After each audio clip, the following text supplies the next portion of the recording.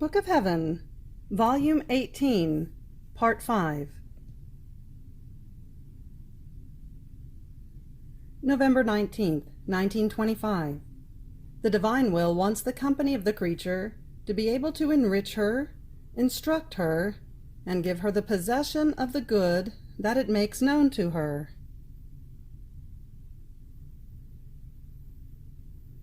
I felt as though immersed in the immense sea of the Supreme Will, and I would have wanted, as my lovable Jesus tells me, to let nothing escape me of all the acts it has done, does, and shall do, that for Jesus are one single act, and to be always with this divine will, in order to give it my little requital of love and of thanksgiving. I would have wanted to at least make a long note of all the acts of the Supreme Will, in order to admire and praise what it can do, and to be always with it, never leave it alone. But alas, my littleness is such that I get lost, and I don't know from what point to take it in order to follow it, because I find it everywhere, and always in the act of operating surprising things, both in the great and in the small things. But while I was thinking of this, my sweet Jesus, coming out from my interior, told me, "Daughter of my holy will, the one who is daughter must know what her Father does. She must know what he possesses, and must be able to say to her Father, 'What is yours is mine.' If it is not so, it means that there isn't highest accord between father and daughter, or that maybe she is not a legitimate daughter of this Father. In the same way, the one who is a true daughter of my will must know what it does and the immense goods it possesses. To live in my will is precisely this: to keep company with all the acts that my will does.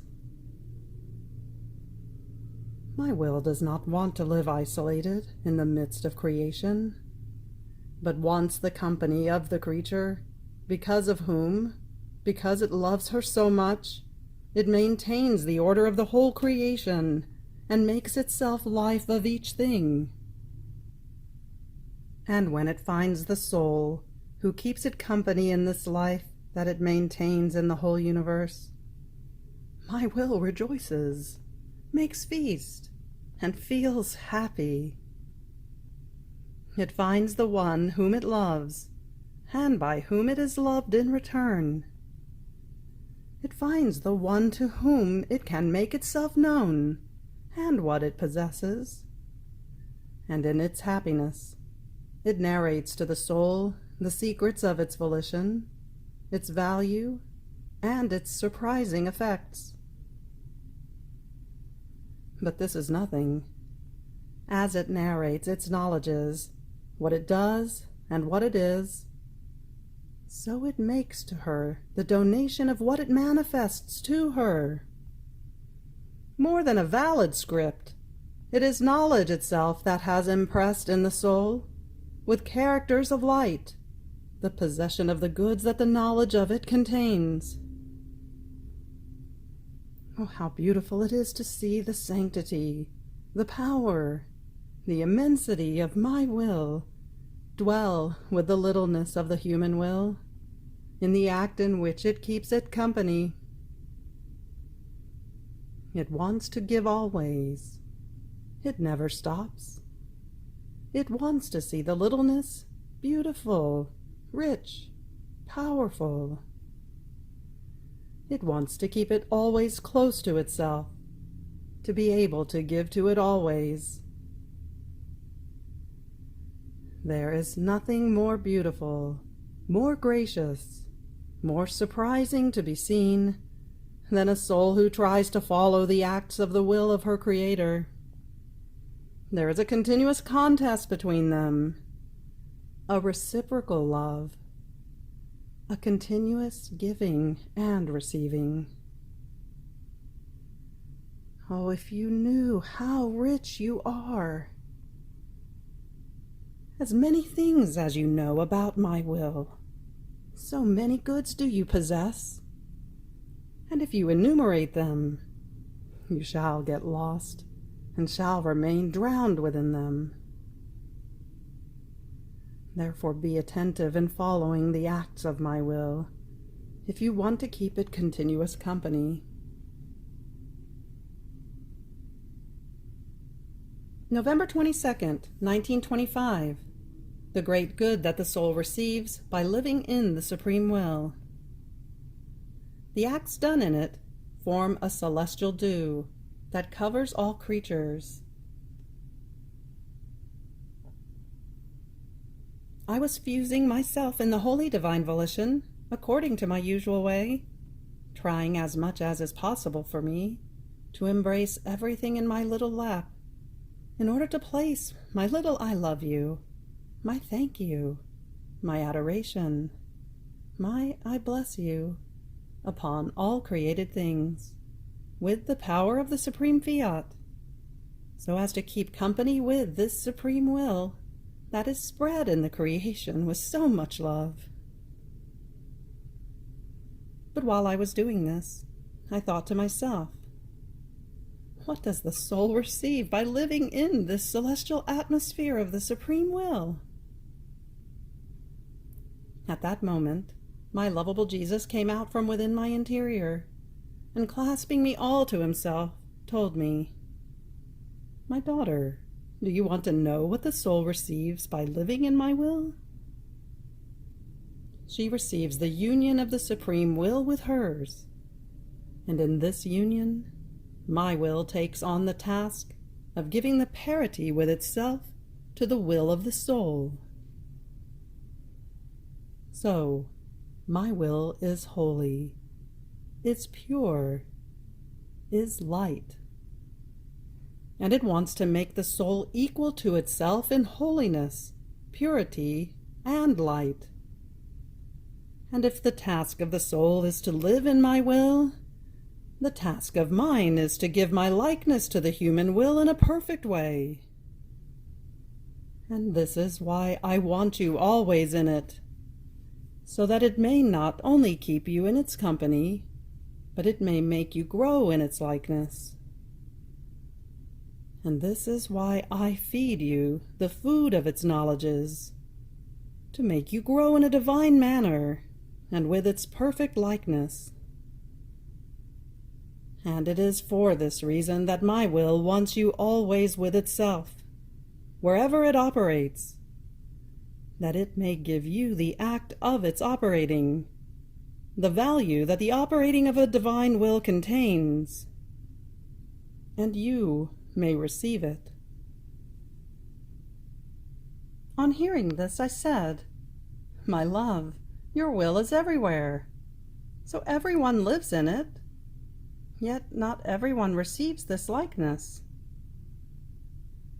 And Jesus immediately added, "And what does this have to do with it, my daughter? It is true that all live in my will, because there is not one point in which my will is not present. But almost all live in it as foreigners, or as mercenaries, others by force, others as rebels. These live in it, but do not know it, nor do they know its goods. On the contrary, they are the usurpers of that very life that they have received from my will.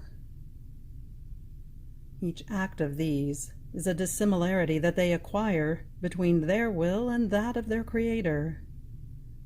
It is the confirmation of their poverty, of their passions, and of the thick darkness with which they fill themselves, in such a way that they are blind to all that is heaven. In order to reach the parity with my will, one cannot live as a foreigner, but as the owner. One must look at all things as one's own, and have all the care for them. Therefore, it is necessary to know them in order to love them and possess them.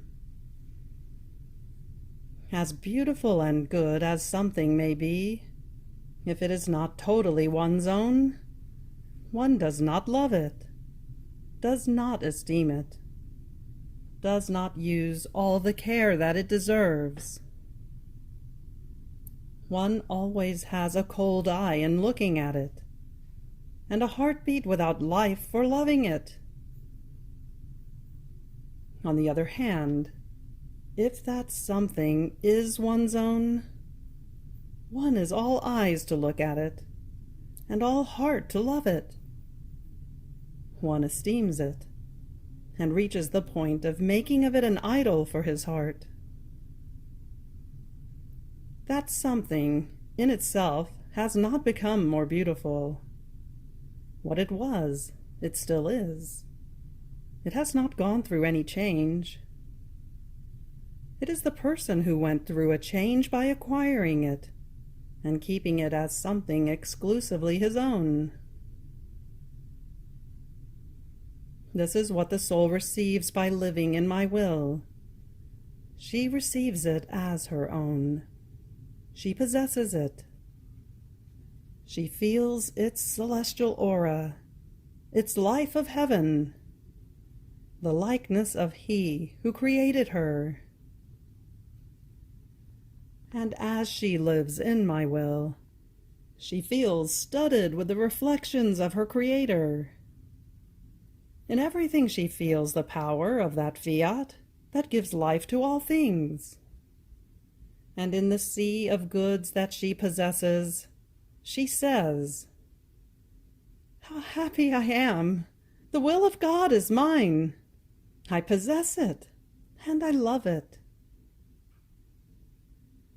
Therefore all the acts done in my will diffuse over all, and all take part in them.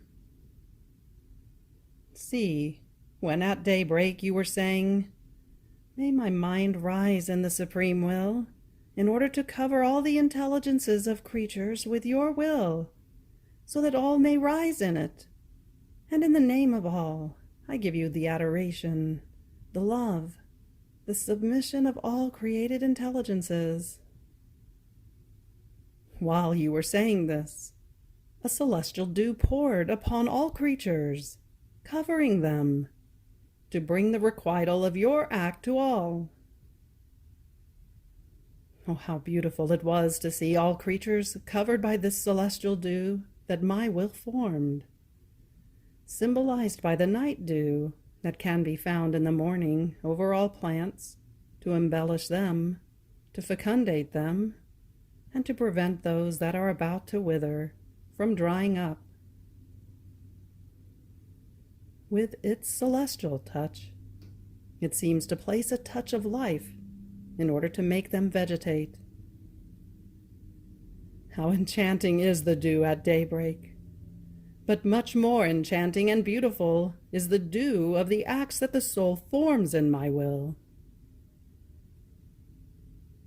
And I, yet my love and my life, with all this dew, creatures do not change.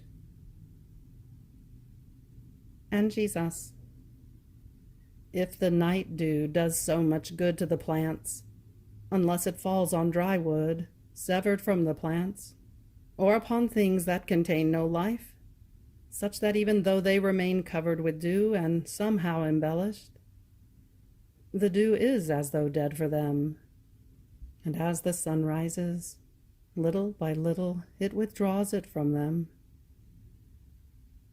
Much more good does the dew that my will makes descend upon souls, unless they are completely dead to grace.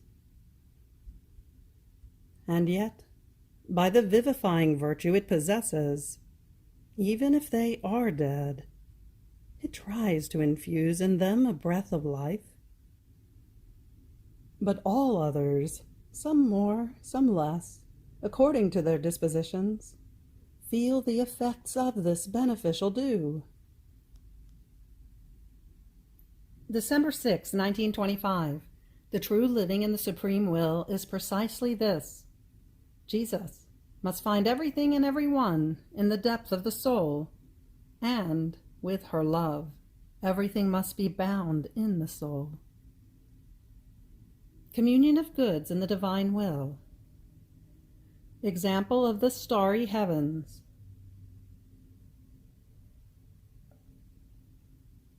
I was doing in my interior my usual acts in the supreme volition, embracing all creation and all creatures, in order to make all of their acts my own, and requite my God with my little love for everything He has done in creation, and for everything that all creatures should do.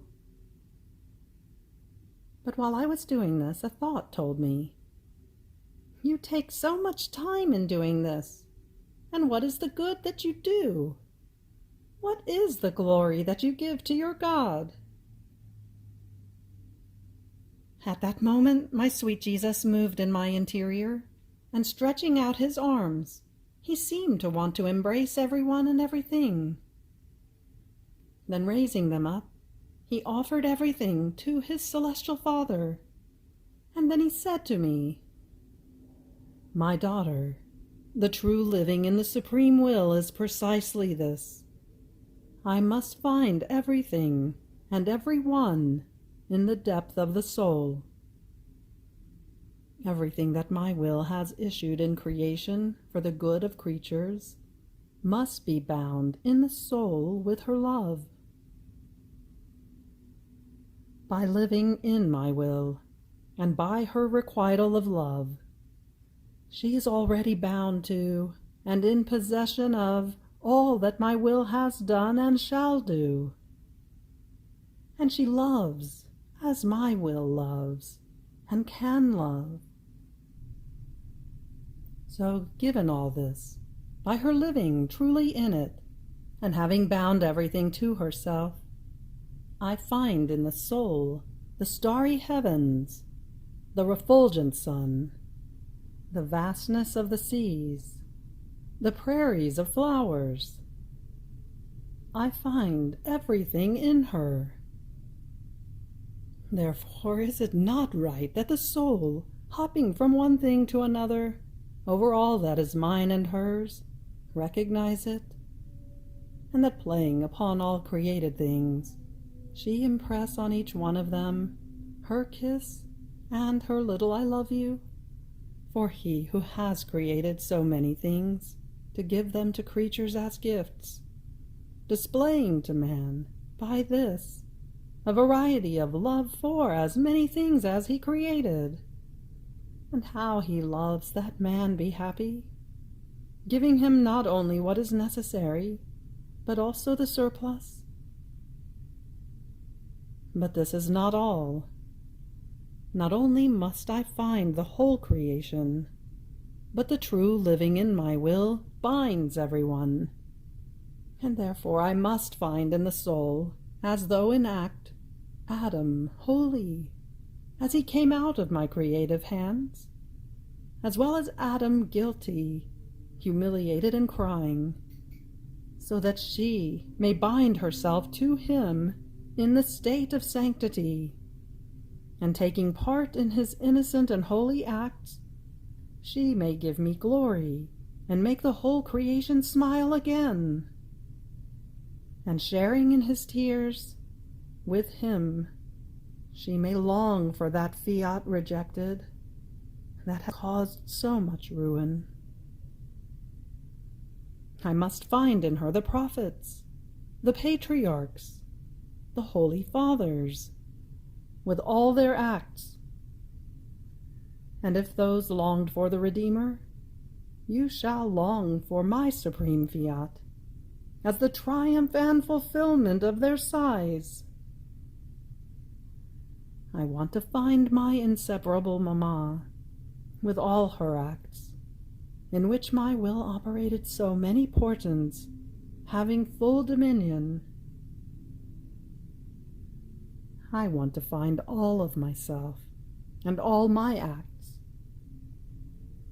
In sum, I want to find all my things, all that belongs to me, all that my supreme will has done and shall do, because these are all things that are inseparable from me, and it is just and necessary that they become inseparable from the one who lives in my will. So if I do not find everything, it cannot be said that she lives completely in my will. And in looking at her, I do not find in her all of my things, but I see them scattered outside of the soul, and I cannot receive her requital of love for all that belongs to me. Have I perhaps not created the creature so that she be a little world and a little God? This is why I always say to you that the living in my will is not yet known, and I keep teaching you now one thing, now another, and I expand your capacity so that all my things and all the good that my will has issued may enter into you. I want to hear you repeat to me your requital of love in everything that belongs to me. I do not tolerate for the one who lives in my will not to know all of my things, and not to love them and possess them. Otherwise, what would be the great prodigy of living in my will? After this, my sweet Jesus remained silent, and I wandered in the divine volition. Oh, how I would have wanted to place my loving and grateful kiss upon all created things, and my little I love you on all the supreme acts of the divine volition, so as to remain bound, I to them, and they to me, to be able to surround my Jesus in me with all the acts of the eternal will. At that moment, I saw the starry heavens, and my lovable Jesus resumed his speaking. My daughter, look at the heavens. What order, what harmony among the stars! One star cannot be without the other. They are so bound together that each one sustains the other. Each one is the strength of the other. If, may this never be, even a single star moved from its place, there would be such confusion and disorder in the atmosphere that there would be the danger for everything to end up in ruin. So all the beauty of the heavens lies in the stars remaining each one in its place, in the common union, and in the communicative and attractive force that they have among themselves, and that more than electricity keeps them suspended and bound to one another. Man is the new heaven, more than the heavens above the earth. It can be said that each creature is an animated star.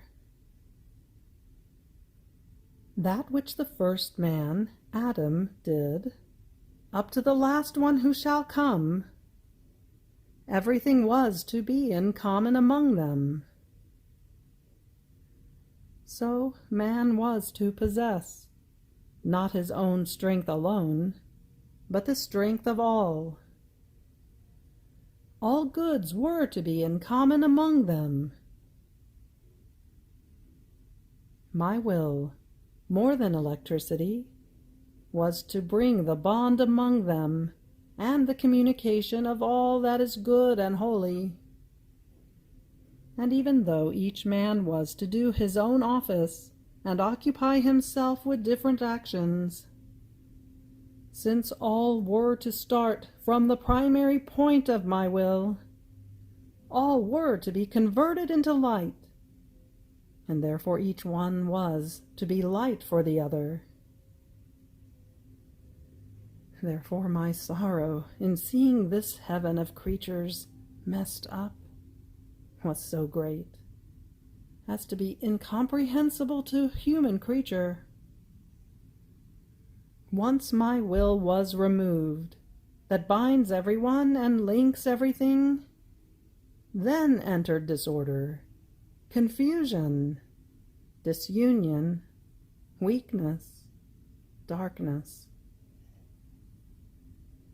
Poor heaven of creatures, it can no longer be recognized. And only the living in my will shall reorder this heaven again, and shall make it shine with new light. This is why I tell you that I want to find everyone and everything in you.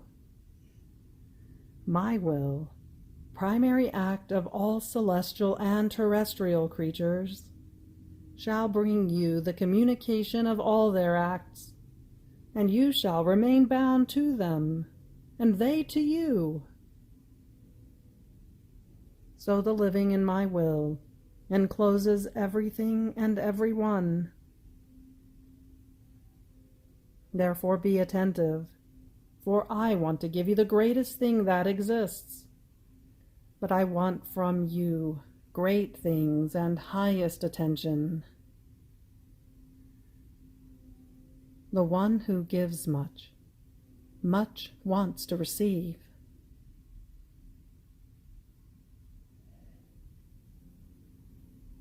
December 20th, 1925. The Tears of Jesus. How he shed the tears of all creatures. To live in the divine will means to possess it as one's own. I was thinking of the tears that baby Jesus shed at his birth, and I said to myself, how bitter these tears must have been for him. How they must have now frozen, now burned that tender face. In fact, from what I know, tears have two effects, depending on the reason for which they are shed. If their cause comes from love, they burn and make one sob. If then they are produced by sorrow, they are ice cold and make one shiver. For my royal little baby, there was intense and infinite love and endless sorrow. So his tears must have cost him very much.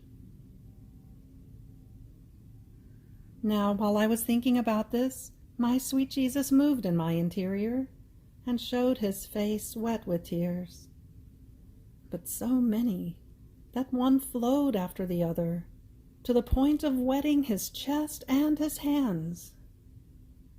And sighing, he said to me, "My daughter, my tears began from the very first instant of my conception in the womb of my celestial mamma, up to my last breath on the cross. The will of my celestial Father entrusted to me also the task of tears, and I was to shed so many of them from my eyes, for as many as all creatures together would shed. Just as I conceived all of their souls within me, so was I to shed all of their tears from my eyes. See then how much I had to cry. I had to shed from my eyes the tears that creatures shed out of passion, so that mine might extinguish their passions. I had to shed the tears that are needed after sin, to give them the sorrow for having offended me, and the conviction of the evil they had done, preparing, with my tears, the resolution not to offend me any more. I had to shed the tears in order to move souls to compassion, to make them comprehend the pains of my passion. And I also shed abundant tears of love, in order to electrify souls to love me, to draw their sympathy and their hearts all for me. It is enough to tell you that there is not one tear that arises on the human eye that I did not shed from my eyes. No one knew of my many tears, of my much crying, hidden in secret. How many times, even as a tender child, I flew from earth up to heaven, and leaning my little head upon the knees of my celestial Father, I cried, and sobbing I said to him, "My Father, you see I am born in the world to tears and to sorrow, just like my brothers, who are born to tears and die amidst crying. And I love these brothers so much that I want to shed all of their tears from my eyes. Not even one do I want to let escape, so as to give to their tears, tears of love, of sorrow, of victory, of sanctification, and of divinization." How many times, my dear mamma, in looking at me, was pierced in seeing me all wet with crying, and because of the pain of seeing me cry, she united her tears to mine, and we cried together. And sometimes I was forced to hide myself, to give vent to crying, so as not to always pierce her maternal and innocent heart. Other times I waited for the moment when my celestial mamma, out of necessity, had to occupy herself with housework, to give vent to my tears, in order to complete the number of tears of all creatures. On hearing this, I said to him, "My love, Jesus, so your eyes have shed also my tears, as well as those of our first father Adam? And I want you to pour them upon my soul, to give me the grace not only to do your most holy will, but to possess it as my own thing and my own will." At that moment, Jesus shook his head, and from his face tears flowed onto my poor soul. And he added, "Daughter of my will, indeed I shed your tears, so that as they would pass through my eyes, I might give you the great gift of my will. That which Adam could not receive with his tears, even though they too passed through my eyes, you can receive. In fact, before sinning, Adam possessed my will, and with the possession of my will he grew in the likeness of his Creator. And he grew so much as to form the enchantment of all heaven, and all felt honored in serving him. After sin, he lost the possession of my will, and even though he wept over his fault and he sinned no more, he was able to do my will, but not to possess it, because the divine offended one was missing, who was to form the new divine graft between the creature and the Creator, in order to let him cross again the thresholds of the possessions of the eternal volition. This graft was made by me, eternal Word, after 4,000 years, when Adam had already passed on to the thresholds of eternity. But in spite of this divine graft done by me with tears and sighs and unheard of pains, how many reduce themselves to the conditions of Adam after sin, merely doing my will. Others do not want to know it. Others rebel against it. Only the one who lives in my will rises to the state of Adam innocent before falling into sin. In fact, there is great distance between those who do my will and those who possess it. The same distance that passes between Adam innocent and Adam after sin. And I, in coming upon earth, was to act as God. I was to complete the work of man in everything. I was to raise him to the first point of his origin by giving him the possession of my will. And even though many make use of my coming as remedy for their salvation, and therefore take my will as medicine, as strength, and as antidote, in order not to go to hell, I shall still wait, that souls may arise who take it as life, and by making it known, they may take possession of it. In this way, I shall complete the work of my coming upon earth, and the divine graft, formed anew with the creature, shall have fruit. Then shall my tears turn into celestial and divine smiles for me and for them. You have reached the end of the Book of Heaven, Volume 18, Part 5. Fiat.